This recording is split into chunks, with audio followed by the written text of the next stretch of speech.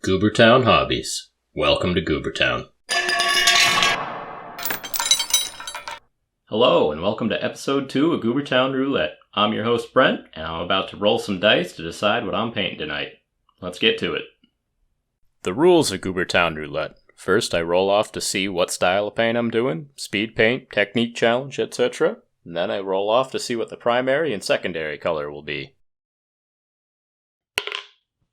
4. That is a technique feature. Roll again.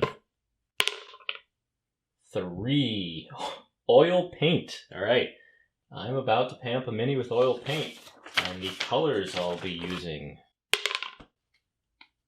5. I'm going to use a brown tone as a primary color. 2. That's for the secondary color, a cool color. 5.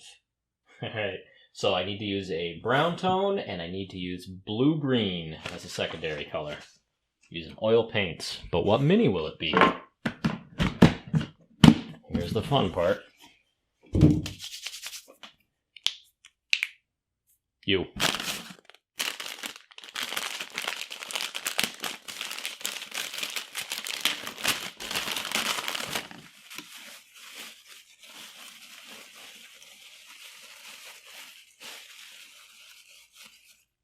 Ooh.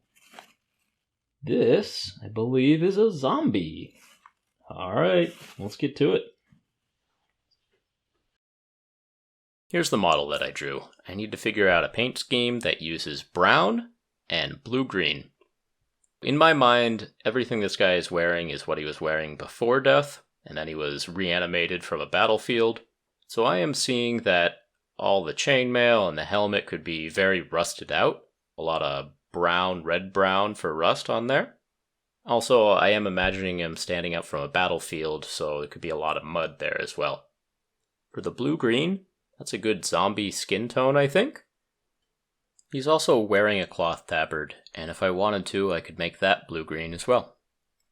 I used some Vallejo texture paint to make some battlefield mud, and then I went in my bit bin and I pulled out Kyle, the footless skeleton. I chopped Kyle up and I stuck him down in the mud to try to make a convincing battlefield with a bunch of old body parts sticking out of it. Here's the mini with his new base, getting up from a battlefield. I also gave him a new shield, and I decided to give him a nice looking shield, like a knight's shield. I imagine this guy being pretty well equipped in life, one of the good guys who fell, and then is now a tragic figure getting back up all corrupted and rusted out. And the nice shield was still strapped to his wrist, the helmet's still kind of on his head, but he just picked up the nearest thing to him, which happened to be a club. In life he had a nice sword, but now he's got a club. Let's start painting. You can see that I did real quick prime the shield and the base. What I'm using for paints there is a set of oil paints from US Art Supply that I got off Amazon for $8. 24 paints, $8, not a bad deal. I got them originally to do some oil washes with, which I'll show you a little bit later in the video here. But right now, I am just using them to put down base coats. In that cup there, I have some mineral spirits that I am using to thin these paints out with. Out of the tube, they are very thick, so I do need to thin them down a bit. I'm less worried about brush strokes and bumps and all that stuff because this is a zombie. He is expected to be dirty and bumpy and not pristine. So my goal here is to get some decent base coats down, and then I'll go ahead and make a pretty cool wash out of these oil paints, and I think all that combined will end up with a decent product. I started with getting a lot of brown down. I'm going to add layers of red and orange on top of that here in a bit to make a cool rust effect. Then I mixed up a blue-green color, and I put it down on a shield and on his tabard. I figured that can be his heraldry color or his national color from when he was a fighting man. Since I did a lot of painting for the shield separately, I actually was working on 3 at the same time, so I could try a couple things out and decide later which one was my favorite. I mixed up a light tan for a skin tone. I figured that was reasonable for a dead corpse, and also that it would show through some washes pretty well. I'd heard before that oil paints take a long time to dry, and that is absolutely the case. This guy took me a long time to do because I kept waiting 24 hours in between coats of paint. So here's the result of the first coat. Got some base layers down there.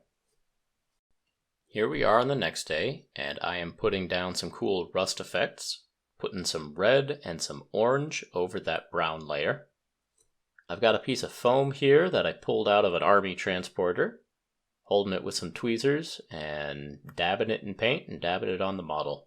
And I've seen this done before, but I've never actually tried it myself, and it's actually a really cool technique. Starting with brown, working up to red to orange, actually gives a pretty convincing rust with very little effort.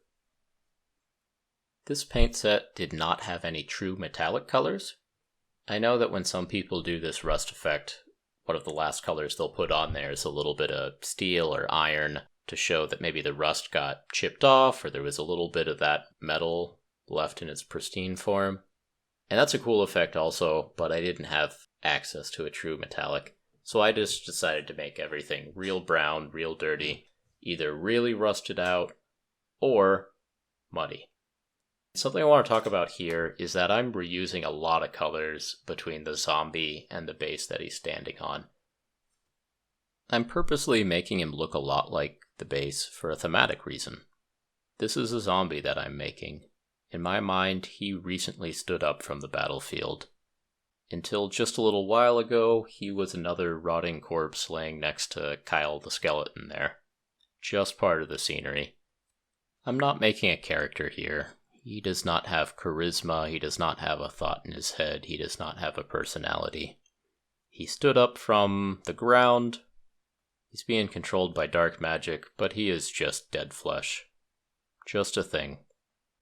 I'm riding the line here where I want him to look a lot like the base. I want him to look more like dead, rotting flesh in earth than a living, breathing thing. On the other hand, he can't be exactly like the base. He needs to pop out a little bit. There is some dark magic there, some hate, some evil. So it's a delicate balance, and definitely something that I was thinking about throughout the whole project.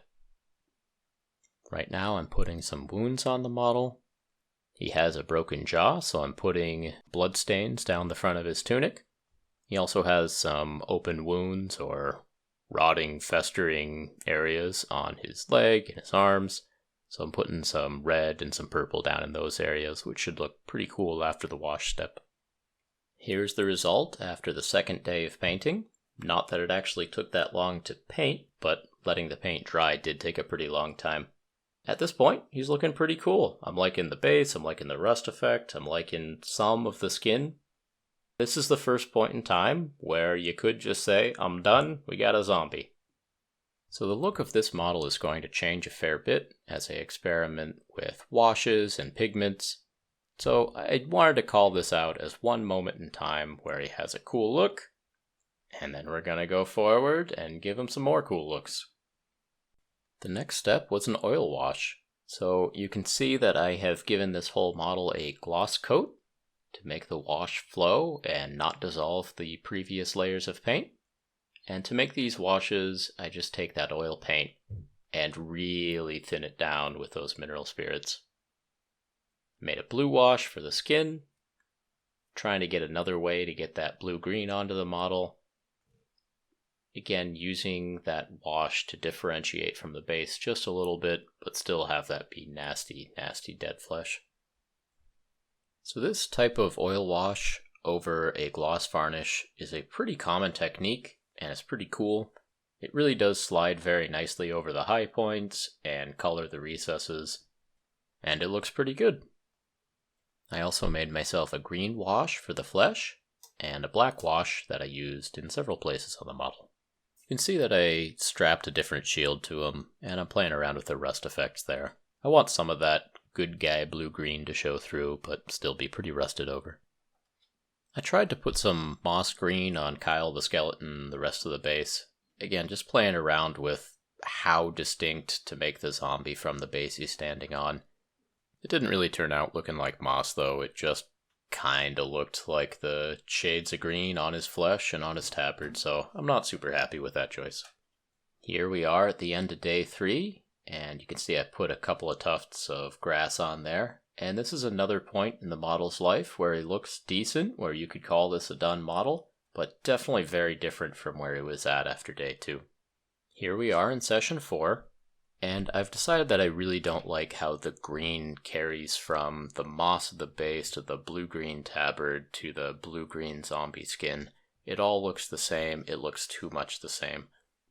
I decided to change the tabard color to blue. This is a color that is not on the base, and so will make the zombie stand out just a little bit. That shade of blue also kind of screams good guy, and I like to think that before death, this was a good guy. I took some of that blue and I put it on the shield as well. The primary color of the shield is still rust, but there's some of that blue shining through. I also put a little bit of white on the shield in a quartered pattern. So it looks a little bit like a knight's heraldry, maybe. The last thing I did is I pulled out some pigments and I tried for the moss effect again. Now I haven't used pigments much at all, but I figure if I drop some green colors all over the base, that might make it look kind of mossy.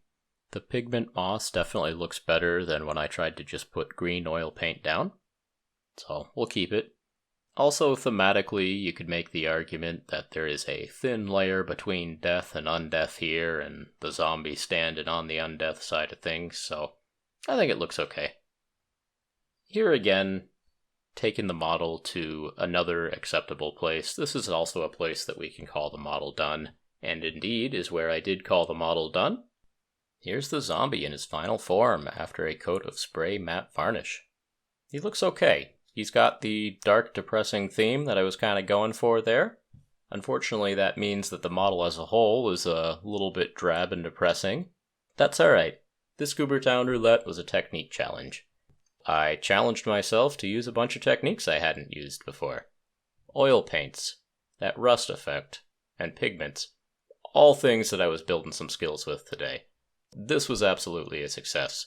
I am going to put this model in storage, and then I'm going to take those skills that I built and move forward to bigger and better things. Well, there you have it.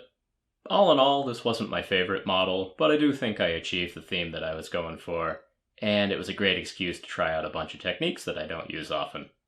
Let me know in the comments below if you've used oil paints before and what you think of them. Also, make sure to subscribe to see what I get up to next. Alright. That's it for this time. Thanks for tuning in.